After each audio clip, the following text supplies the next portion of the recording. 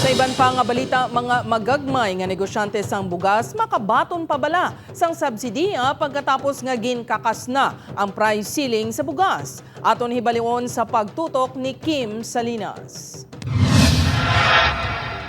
Ginkakas na kahapon ni Presidente Ferdinand Marcos Jr. ang ginpatuman nga price ceiling sa bugas sa pungsod. Apisar sa makabaton sa Gihapon sang rice subsidy ang mga nabilin nga benepisyaryo nga qualified sa Ayuda. So ang mga wala nakakuha because may ara sila kinahanglan pa i-comply ng documents. That is fine lang kay i-release man na yung Gihapon sa ila. Sa data sang DSWD6, 99.12% sa target ng mga micro rice retailers ang nahatagan na sang subsidy. Suno sa DSWD6, sa 2,539 ka benepisyaryo, 35 na lang ang wala pa mahatagan sang rice subsidy. Hindi na siguro paghiwaton simultaneously or as long as makakamat sila, ginaschedule lang na ang ammonia field team sa ila para mabayaran.